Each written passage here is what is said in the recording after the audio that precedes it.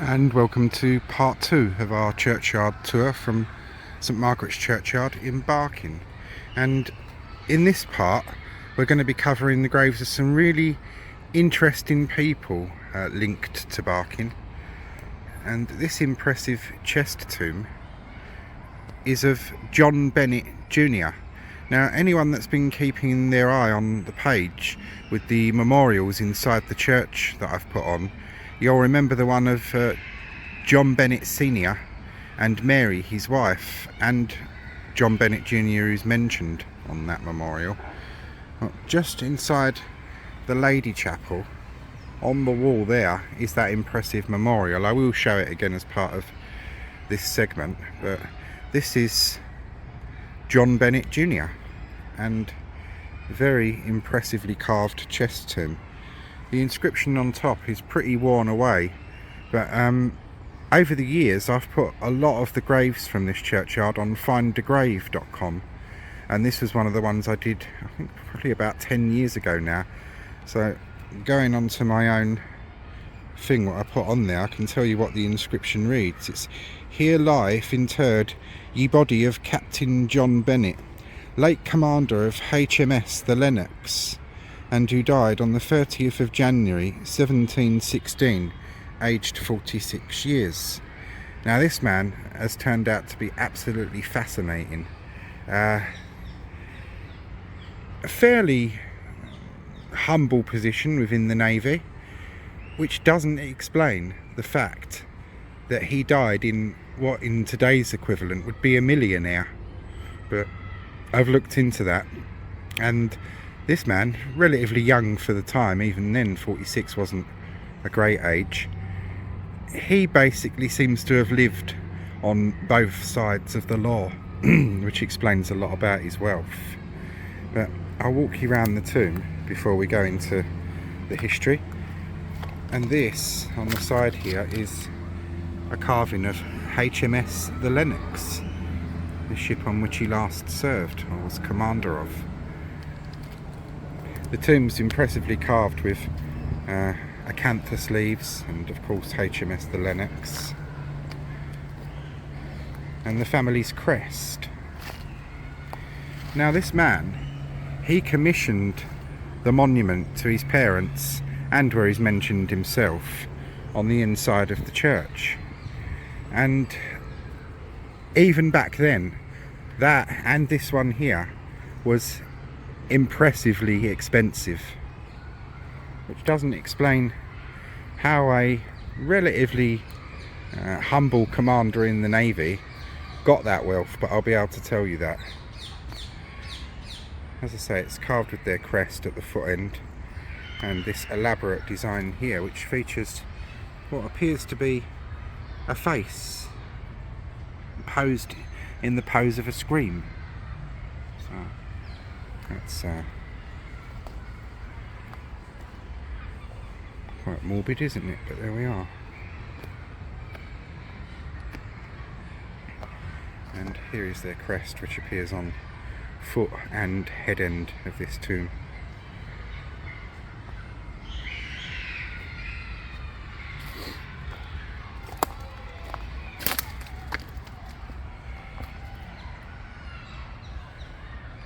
You can faintly see parts of his inscription. It's best viewed on a damp day, like a lot of tombstones. The inscription stands out better then. At first, we're going to go off into the history of this man, which is quite complex but very interesting. So join me for that now. And as said during the video, I would show you the monument inside the church, which you'll find in the Lady Chapel to the left side near the altar. And this very fine and what would have even then been extremely expensive monument is dedicated to the memory of course, Captain John Benet Jr., but also to his parents as well, Captain John Benet Sr. and Mary. And this is the man himself, Captain John Benet Jr. And there's a book about English monuments dating from the 1750s, and a description of this in that book describes the likeness of the late Captain Benet, rendered very lively, which means very lifelike. So it makes you to wonder, what did they use or go on to create such a supposedly lifelike depiction of the man? It could have been done from a death mask, but also there could have been a painting or drawing out there that's not known of or not documented online today. So rendered very lively suggests that it is a lifelike, accurate depiction of the man himself. And Captain John Benet, Jr., Royal Navy, 1670 to 1716. Benet was a Royal Navy captain for parts of his career, but also had other interests sufficient that he left a will worth several millions in today's money. There is great speculation that he and his wider family were closely involved in smuggling locally. Captain John Benet Jr. was born in Poole, and it is thought while growing up there to have lived in a tenement in Bennett's Lane, then an alley with a dead end just off of Poole Quay. His forebears had moved to Poole from Barking in Essex in earlier days. He would move back to Barking in Essex with his parents in the late 17th century. His extended family lived in Poole during his lifetime and after he moved back to Barking.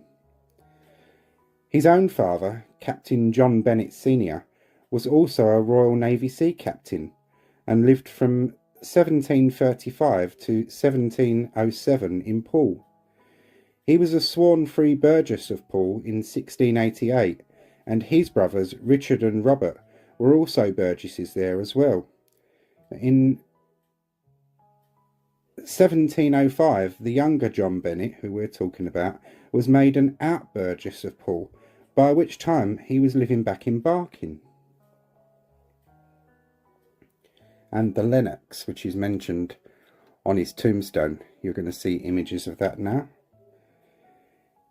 John Benet's naval career featured intermittent hard convoy work related to war, but he was never involved in fighting.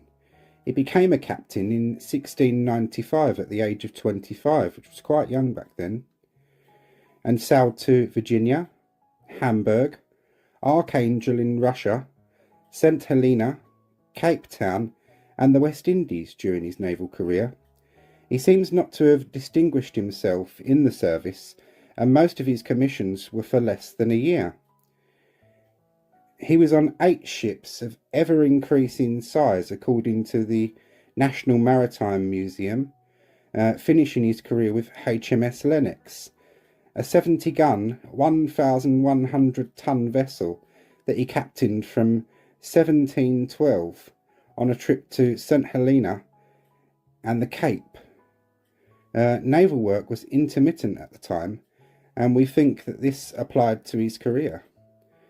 While he must have had other interests, it is not clear what these were, and it is not known how he filled his time between naval assignments.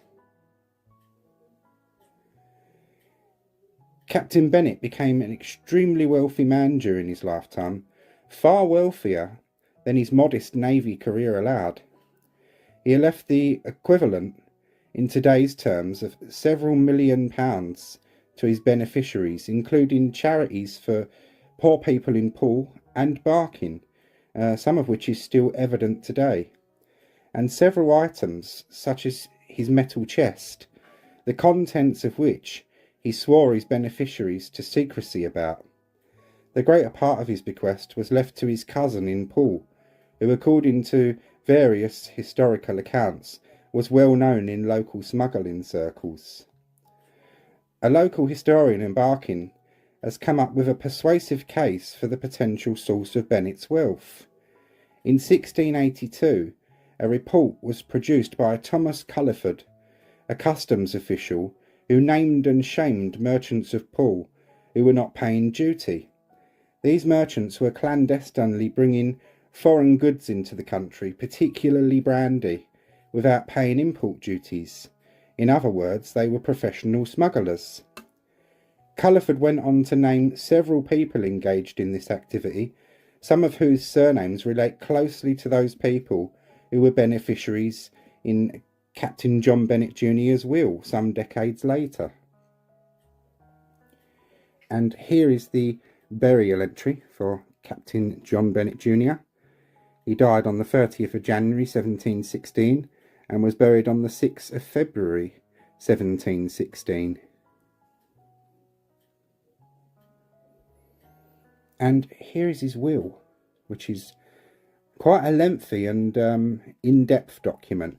And what I love about this, if you look right to the bottom, where blank parts would be, he's done a Queen Elizabeth I and scribbled lines down there to prevent anyone adding extras, shall we say. At his death, Benet had a counting house in London, and his executor, Abraham Edlin, who was his agent, was a London haberdasher. The link between Poole and Barking likely connects the movement of goods by sea in those days and trading links between the two places. Barking was a major drop-off port for the capital. Any smuggling interests then, whatever coming into England, would need a ready route to market, and London perhaps offered an easy route of disposal. His widespread interests towards the end of his life are also evident from his will. And this is that very complex will. It's interesting. I've been able to read through bits of it, and it's difficult because of the writing. But yeah, he swore, particularly his executor and the beneficiaries of this will, to absolute secrecy about the contents of his metal chest. And if they broke the clause in this will, they would not inherit a penny. So, doesn't it make you wonder what was inside that metal chest? Oh, to have been a fly on the wall and that was opened, eh?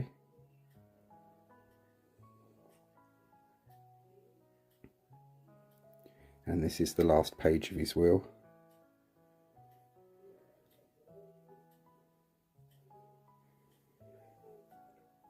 And this is the Barking Key, as the Benets would have known it. And did they have goods smuggled here? It's highly likely.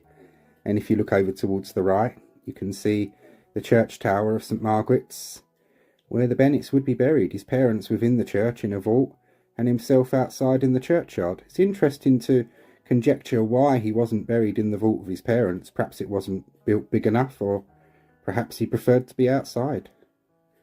Either way, the money left for his burial, and both monuments, the one inside the church and the fine tomb that we saw outside with the Lennox carved onto it, came even then to several hundreds of pounds, which was a great deal of money in those days. A great deal of money. Benet's father and mother ended their lives in Barking, as he did, and a magnificent marble bust and edifice on the wall of Barking Church celebrate his life and times.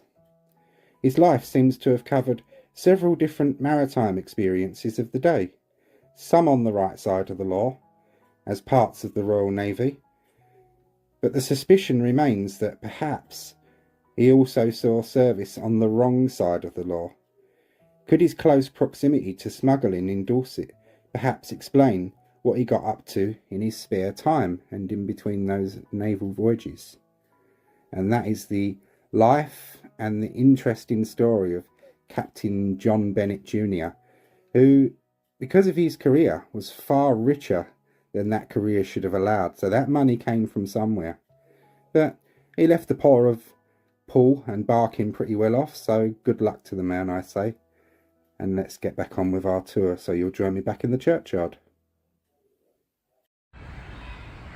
Well, that's John Benet Jr., and either way you look at it, whether they lived on the wrong side of the law or not, they did quite a lot for the poor at the end of those lives, so we'll let them off.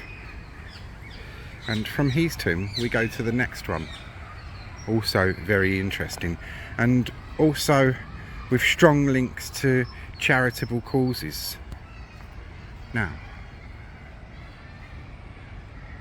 I shall read you the description.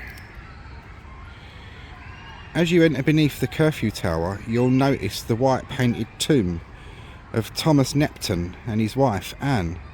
The tomb was restored in 1825 after an inspection by the Worshipful Company of Porters found it in an advanced state of decay. The tomb is maintained by them to this day. The connection between Barking and the Worshipful Company of Porters dates back to the death of Anne Nepton and her will, and she left the majority of the Nepton estate, including the property in the City of London, to the Porters. The money raised was to provide for the poor of the parish of Barking and of the parish of St Botolph, Aldgate.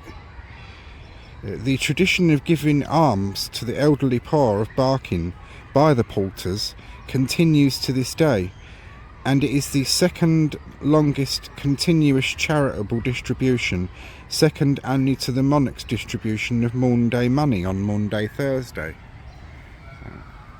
I'll walk you around the tomb and then I'll take you on to find the grave again. Their inscription is visible, but over the last few years it's become covered in moss, so it's probably due for some renovation work.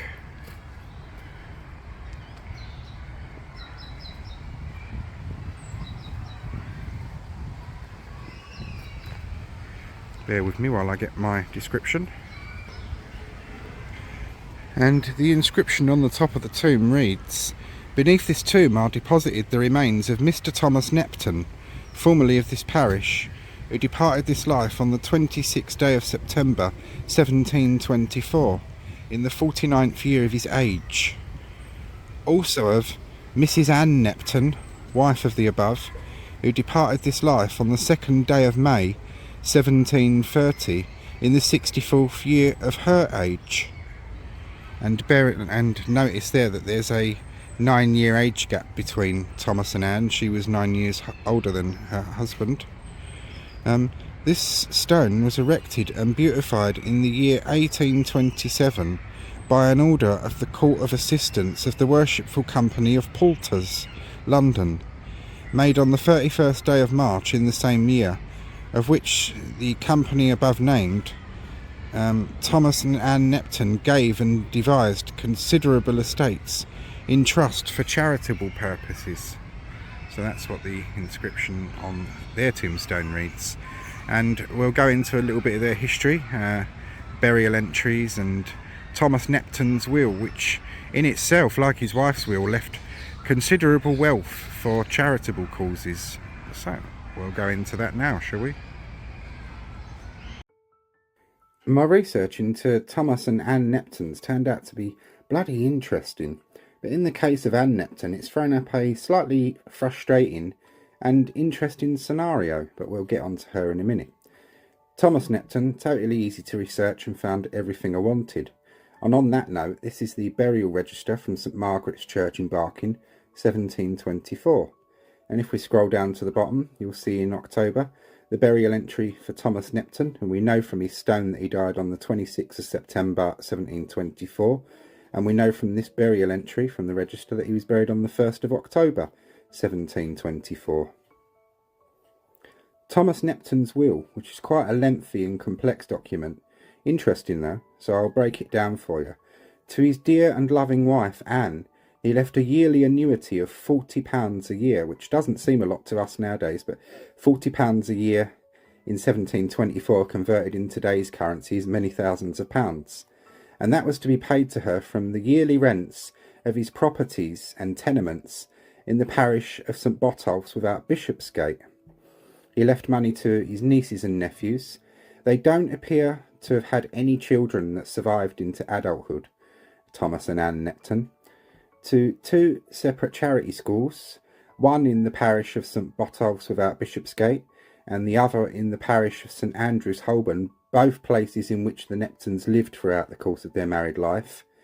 He left £40 each and yearly annuities. He left to a friend of his, Thomas Carpenter, his stall in Leadenhall Market, so we know that Thomas Nepton, who was a poulterer, had a stall in Leadenhall Market. And that's the will of Thomas Nepton. And now on to his wife, who was nowhere near as easy to trace and find.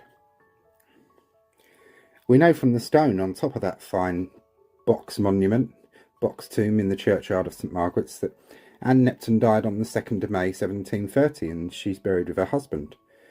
This is the interesting and frustrating scenario, though. If you go through the burial register of St Margaret's for May 1730, when she should have been buried in May, there's no burial entry for an Anne Nepton. Now, I lengthened my search and went back a year and went from 1729 to 1731, searching every single burial entry, and Anne Nepton does not appear there. Lengthening my search even further online, the only burial that I could find for an Anne Nepton in quite a long period of time was an Anne Nepton that was buried at the parish of St Botolph's without Bishopsgate in 1717. That can't be her, though. It can't be, because she lived long after 1717. Thomas and Anne Nepton don't appear to have had any children that lived into adulthood. I found lots of burials in the two parishes that I've mentioned of Nepton infants who I believe to have belonged to them. But that's Anne Nepton's burial entry, and on to our next thing. We're told, but by the will of Anne Nepton, the Nepton Trust, the charitable fund that's still going today, was set up. And I can't find a will for Anne Nepton at all. But this is one of the benefactors' boards, which would have hung in the church, but now hangs in the church centre of St Margaret's, Barking. And we can see from this, Mrs Anne Nepton of Great Ilford in this parish, by indenture, not will, bearing the date of the 22nd day of January 1728, did bequeath after the death of Joseph Green, and my online research tells me that Joseph Green was her son. So was Anne Nepton married before she married Thomas Nepton, and then she married him being a widow, bearing that there's 9 years age difference between the two of them? I can find no marriage entry for Thomas and Anne Nepton, neither can I find a marriage entry for Anne to a Mr Green that fits, so that's another conundrum. But Joseph Green, it tells us, was her son. All her estates in Dunning's Alley, in or near Bishopgate Street, in the parish of St Botolph's without Bishopsgate in London, to the Worshipful Company of Poulterers, which did invest them on the 30th of October 1764. Her son died in 1764, so the annuity that her husband had left her passed to Joseph Green, and then on his death it passed into the Company of Poulterers, of which said estate she did bequeath £40 per annum to the poor people of this parish, that's St Margaret's, Barking, that should be found most industrious and do not receive alms or relief from the said parish. Such yearly sums to be paid by 2 equal half-yearly payments, that is to say, £20 on the 26th of January and the other £20 on the 26th day of July, yearly forever. And that's the foundations of the Nepton Trust, a charitable distribution, the second oldest in England, which is still going to this day. And this is what we can see here, the distribution of alms from the Nepton Trust, which mostly goes to older people in Barking now. The alms are distributed twice a year, and we can see that being done in St Margaret's Church Centre here.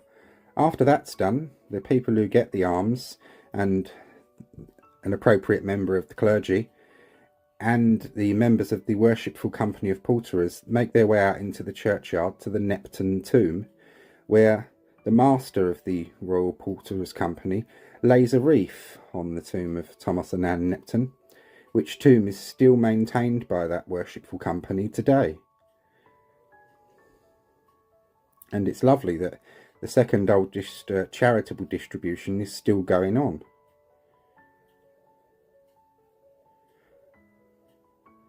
And after that, you have the Nepton dinner, which is put on by the Worshipful Company of Poulterers, and it's held in Armourers Hall in Coleman Street in London. And this is a menu from the 2014 Nepton dinner, so pause if you want to read that.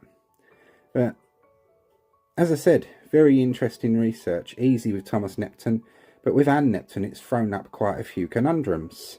The missing burial entry could be explained by the fact, and people are only human, that on the day she was buried, a lot may have been going on, and it could be possible that they forgot to enter her burial entry into the ledger. That did happen on occasions. But it leaves us with the interesting question, is Anne Nepton actually buried in that vault? Without opening up the vault, we're never really going to know. I think she's buried there. I've got no reason to doubt that she's not. But without the burial entry, that makes things slightly frustrating. I like everything in black and white. And Anne Nepton was by no means black and white. So, that's the Neptons covered. And we'll carry back on with our tour. That's the Neptons. I hope you all found that interesting. People often left money to the poor in those days. Some say it was done for pure Christian charity, and some say it was done to pave their way into heaven. Either way, people benefited from it, so that's a good thing.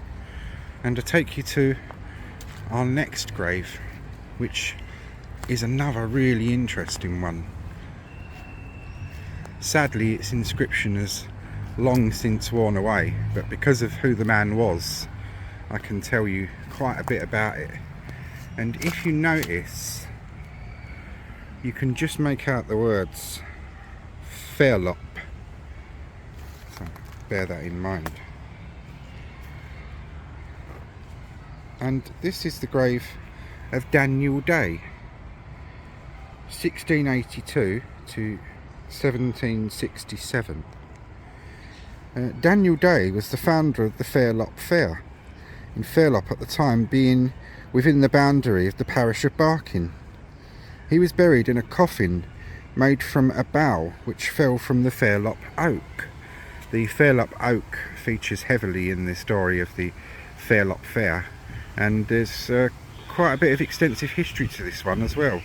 I love the historical research aspect of what I do with these kinds of things, because it's so easy to walk around a churchyard and think that it's just a name, a long dead name on a cold stone, but these people were living, breathing people with thoughts and feelings and interests very much the same as our own.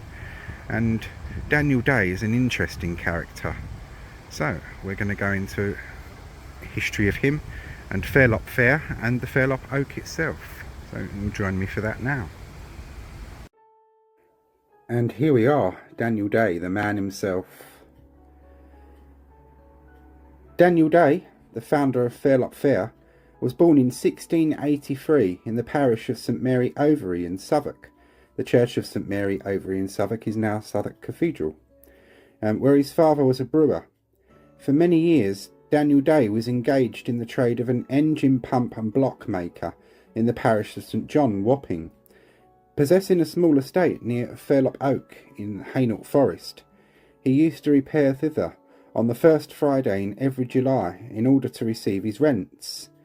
On these occasions it was his custom to invite some of his neighbours to accompany him, whom he entertained under the shade of his favourite oak tree, the Fairlop Oak, with a feast of beans and bacon. In the course of years, the number of visitors to the oak on this particular day gradually increased, so that in 1725 the place began to exhibit all the appearance of a large regular fair. Though it was no longer a private entertainment, Daniel Day continued annually to distribute a large quantity of beans and bacon underneath the shade of his favourite tree. For some years before his death, Daniel Day and the pump and block makers of Wapping yearly attended the fair in a boat covered with an awning and mounted on a carriage drawn by 6 horses. Daniel first adopted this unusual mode of travel, becoming terrified of travelling by road because of the number of accidents he had had when travelling on horseback on the roads. A few years before Daniel Day's death, the oak lost a large limb, out of which he had a coffin made for himself. He also left directions in his will that his body should be conveyed to the grave by water, in consequence of the number of accidents he had met with while travelling on the land, and it should be accompanied by 6 pump and block makers. Daniel Day died on the 19th of October 1767 in the 84th year of his age, and was buried in his oak coffin in the churchyard of St Margaret's in Barking. His tombstone was repaired in 1829 at the expense of the Company of Blockmakers. And here we see the burial entry for Daniel Day, who died on the 19th of October 1767 and was buried on the 25th of October 1767. Here's Daniel Day's will. He never married and he never had any children. The vast quantity of his wealth he left to the charity school and the children at the charity school at the time of his death in Wapping in the parish of St John's. He also left money to some of his nieces and nephews, and the rest of his money and furnishings and goods he left to a friend and fellow block and pump maker and his children at Wapping, who appear to have been caring for Daniel in his old age and leading up to his decline and ill health. The procession still continued long after Daniel Day's death. By the time of the mid-Victorian era, the fair was no longer held by the Fairlop Oak, the site having been allotted to the Crown under the Act of Deforestation of the Forest of Hainault, which Act was passed in 1851. Here's a nice little thing about the Fairlop Oak. Whether it's true or not, we do not know, but this is the Fairlop Oak in 1790. Queen Anne, who reigned from 1702 to 1714, reputedly visited Fairlop Oak. A song sheet issued at the fair has a song called Come, Come, My Boys, in which one of the verses states, "To Hainault Forest Queen Anne did ride, and saw the old oak standing by her side. And as she looked at it from bottom to top, she said to her court, it should be at Fairlop." The oak, which measured 36 feet in girth, and whose boughs overspread an area of some 300 feet in circumference, was greatly injured by an accidental fire in June 1805. There are pictures of it as it appeared after this catastrophe. The remaining portion of the tree was blown down by a gale in February 1820, and some of the wood was utilised in making the pulpit and reading desk of St Pancras Church in London, and in making other items. Here is the pulpit and reading desk, which can still be seen in St Pancras Church in London today. A tea caddy made from the Fairlop oak. And a small box inscribed, "A gift from Mr Peel to Mr Hemingway, 1834, cut out of the old oak." Mr Hemingway could possibly be the singer that accompanied the Fairlop frigate to Fairlop Fair. His name appears on the song sheets distributed at the time. And this is that very thing. This is a broadsheet celebrating Fairlop Fair, held annually on the first Friday in each July. The broadsheet gives a short account of the origins of the fair and reproduces two songs sung by a Mr Hemingway and a Mr Lyddard during the fair, and shows the festivities in an impressive woodcut which was printed from a woodblock fashioned from a piece of the celebrated Fairlop oak. In 1865, a Mr Hemingway, a ballad singer, arrived at the Fairlop Fair in a boat on wheels, which was decked in flags and bunting. This picture, taken in 1865 outside the King's Arms on the Mile End Road.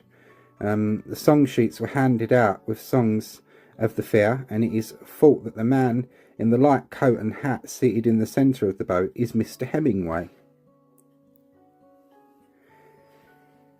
After the destruction of the forest, the fair continued on a smaller scale at Barkingside, with the last event of any size held in the year 1900, and this is a picture of that. Taken from one of the last Fairlop frigates, a small-scale ship on wheels, used in the Fairlop Fair parade, this masthead is believed to represent the founder of the fair, Daniel Day. And that, my friends, is the life and the interesting story of Mr Daniel Day, the founder of Fairlop Fair, and I hope you all found it interesting. Well, that's Daniel Day covered.